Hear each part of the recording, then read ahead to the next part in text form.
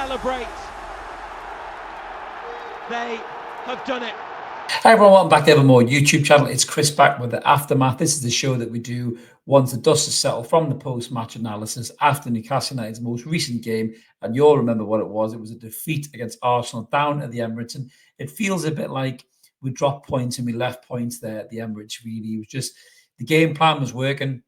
And then a momentary loss of concentration, bad touch by Anthony Gordon leads to a goal. And in games like this, when you make mistakes like that, sometimes you don't get back into the game. That's kind of what happened with Newcastle, I think, at the end. We made a mistake. It was a great finish by Declan Rice, kind of caught us where we were just transcending on the break, so no players were back in position. Nobody expected Gordon to lose the ball there. Could have been any player, but just happened to be Gordon, who's not really on form at the minute. And we lost that game, but I must admit, going into that game, I think most of us probably would have been thinking a draw would have been a good result. I know we beat Arsenal 3 times this season, but even if we hadn't been missing some of the players that we were missing, a draw still would have been a good result. So the big thing was obviously missing Alexander Isak. Now, I've got a bit of a theory on this, and the whole point of this video is just for everybody to keep calm and beat Everton. That's the message for this video. Eddie Howe knows that. The players know that. I don't need me to tell them. Just keep calm and beat Everton. That's all we have to do, and we got Champions League in the bag, and we deserve it. We deserve to be in the Champions League. Are Newcastle United one of the 5th best teams in the Premier League over the course of this whole season? Absolutely we are. There's no doubt about it. We've came back from a real stinky spell earlier on in the season. We've dug in. Eddie Howe's improved players once again. He's done it with no transfer budget, really. He's not signed any players. He's used the players that he's got, and he's made them better players. Jacob Murphy's right up there with all the records this season. Still no kind of Premier League Team of the Year adulation. It's only Alexander Isak who got nominated for Player of the Year. I can't believe Lewis Hall and Tino Livramento were the Young Player of the Year. That's an absolute disgrace, given how good those two have been this season. But that's the football snobbery and bias of the Premier League and the the mainstream. They put those awards together, really, because for me, those two young fullbacks, I think, are the heir apparents to Trent and Andy Robertson, who one is leading the Premier League and one is slipping away in terms of his prowess. So, those two players, I think, definitely will be not just in England reckoning, but got to be in Premier League Team of the Seasons for seasons to come now. But I digress a little bit away from the situation. The biggest problem I think we had down at the Emirates was the minute we knew Alexander Isak wasn't playing, the drop-off in quality was monumental. Callum Wilson, I must say, Callum Wilson has been a brilliant servant for this football club. There's no doubt about it. He's scored plenty of crucial goals to keep us in this division and to help get us in the Champions League and to help get us to Carabao Cup finals previously. And he deserves the credit and respect that he gets, but his body is no longer able to play in a game like that for long periods of time. He started the game, I thought he looked all right. He was trying to hold the ball. He was getting stuck in. He was looking a bit lively, but he started a tire probably about half an hour realistically onwards, and he just got slower and slower and less impactful in the game. And I felt a little bit sorry for him in a way, because Gordon and Murphy were playing way too quicker passes.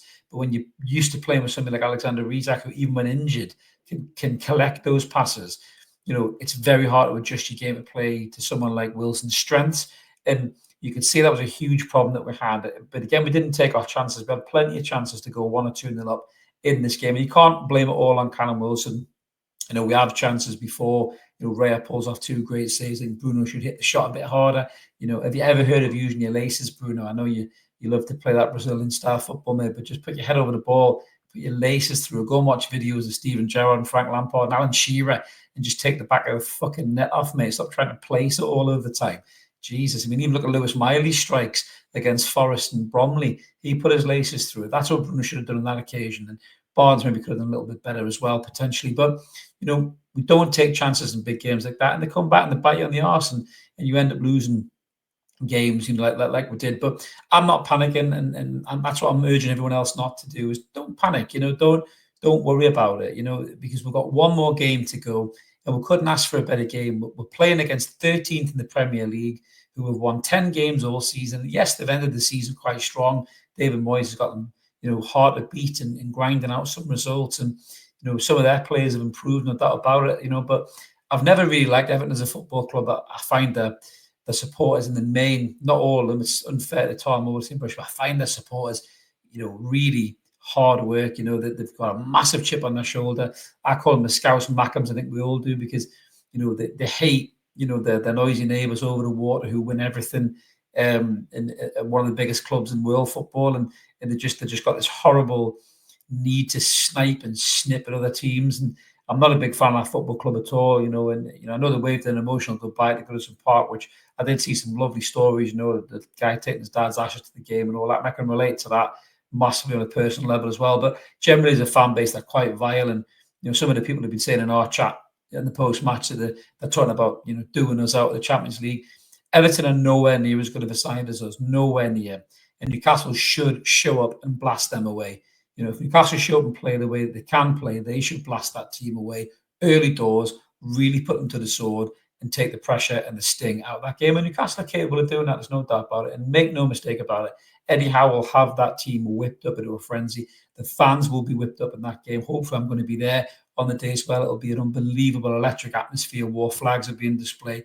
The city will be alive, pumping, everybody with expectation. One win is all it takes to guarantee a top 5 finish. And I think Newcastle will do that. I think we will get that one win and guarantee that top 5 finish. And I'm not saying that we won't, right? But even if we don't, right, we've won a Carabao Cup this season and we've got European football. Now, yes, it'll be disappointing. There's no doubt about it. It'll be massively disappointing to be that close to Champions League and not get it, right? But even if we didn't get it, it's still been an unbelievable season, an incredible season, a season that Everton couldn't even dream of. No, you can have your new fancy stadium all you want. You're nowhere near the level where Newcastle are right now, nowhere near, and that's something to remember. Shut out all the noise. Don't get dragged into arguments with Everton fans. All this worrying about Jordan Pickford's Mackham little T-Rex arms. Don't worry about that noise. Just lock in and focus on what Newcastle need to do, and that's win this football game. And that's all we have to do. Show up, play to the best of our ability, win that game, and we've got the Champions League. And that will be the best season that I've ever known as a Newcastle fan in the Premier League. I don't know about you. Let me know in the comments below. Do you know a better season? If it's Premier League, I find it hard to believe it'll be a better season than this, a trophy and Champions League football. Will Alexander Isak be back? Let's hope. Let's hope we rest him for this game, knowing that the Everton game was probably going to be the one where the 3 points would probably be more achievable than down at the Emirates. Will Joe Linton play a part? Will Trippier play a part? I don't know. Will any of those players play? But one thing's for sure, that squad of players, even if Isak doesn't make it, should have enough to beat Everton on the last game of the season. That's all we have to do, is to just stay calm in this week in the lead up. Don't lose our heads. Don't get dragged into arguments about Everton with Everton fans. Because that's what they want. They want to be relevant. They're irrelevant. They're 13th. They're not the biggest team in Liverpool. We all know who they are. They've just won the Premier League. That's not Everton. So don't get dragged into an argument with them at all. Just go to the game, enjoy the game, watch the game, enjoy the game. Believe in the lads, know they can do the business, and they will do the business, and they'll get the goals that fire us to the Champions League, right? And don't get dragged into arguments with silly Mackhams as well. They've got the playoff final to worry about on Saturday, right? They could be out on their arse and not in the Premier League. They could still be in the Championship. So don't get dragged into arguments about them. I know there were some of the idiots in our chat as well. I just ignore them and bin them off. If you're a prick, you'll get the flick. I've got no problem talking to Mackhams. I'm a bit of banter with. I've got some mates on Mackhams, and they're very excited for the weekend, and rightly so, because it's a huge game for them, biggest game they've had in God knows how many years, so they'll be excited about that. I'm not going to wish them well, because they wouldn't wish me well. That's what rivalries are all about. But Newcastle just need to focus on what they have to do, and that's beat Everton, get it done, get the points, and get Champions League, and then we can go in the summer, then we can start a rebuild. We can look at that hole. Look at that bench there, in this game against Arsenal. All of the holes were there to be seen. Everything Eddie Howe was saying in his press conference about needing players, needing to strengthen, everything was there. No striker outside of Callum Wilson. Willis Sula comes on, looks a bit lively, but is he a right winger? Is he centre forward? Eddie Howe doesn't know. Gordon's not at it.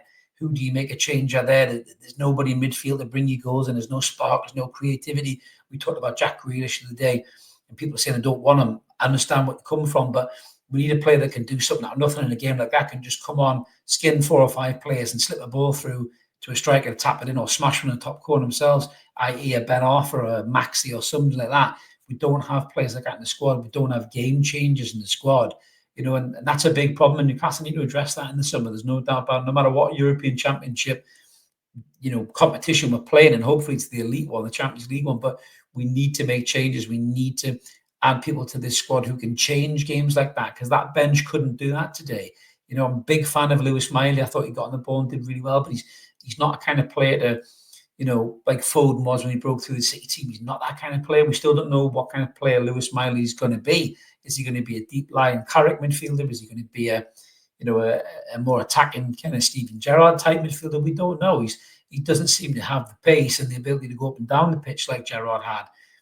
Maybe he will go back to be more of a Carrick type player, but he's not a player to come and change the game. Joe Willock used to be that player, but he's regressed so much over the last few years. Will Asula, again, he doesn't know what the fuck he's going to do, let alone us. So there's nobody really on the bench that could change that game when it started to drift away from us. And there's been a lot of games like that this season. But despite that, Newcastle is still sitting in third position with one game to go. Win that game, and we stay in the top 5. I think we do stay third. I think it is. We stay third on goal difference. So if we win, Villa win, Chelsea and Forest can't both win because they've got to play each other.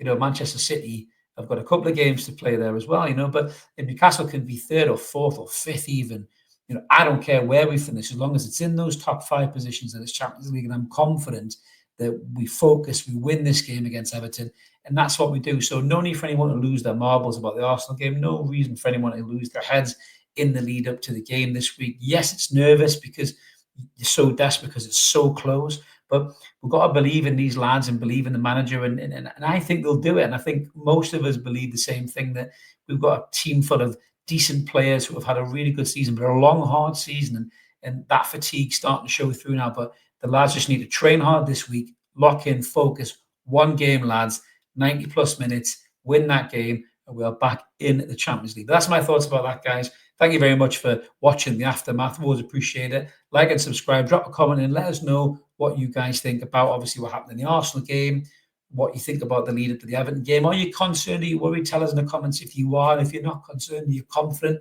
Again, let us know. It's a safe space to comment in our chat, unless you're a silly, mischief-making Mackem or a abusive Scouse Mackem, then you're probably not welcome in our comments, and we'll flick you as quick as we can. But we always like to hear from you. Drop the comments in. There'll be a huge lead up to the game. We'll be talking about previews. There's a few transfer videos coming out as well, so make sure you stay tuned to the channel, guys. We'll be back with the preview, the post-match for the Everton game, and an aftermath, and then the end of season show next Monday live. Make sure you come and sign on with us. Chat to us in the chat. Let us know what you think about your player of the season, is your moment of the season, your signing in the season, your disappointment in the season. We're going to have them all out there, and then breathe, catch your breath, and get ready for next season, hopefully when Newcastle are back in the Champions League. Thanks for watching. Have a belter. We'll see you later. Cheers.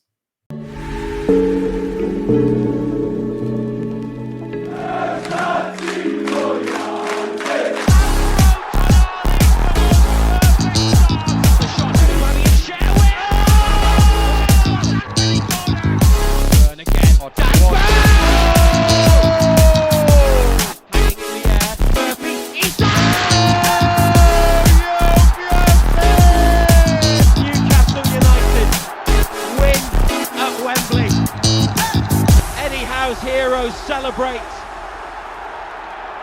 They have done it.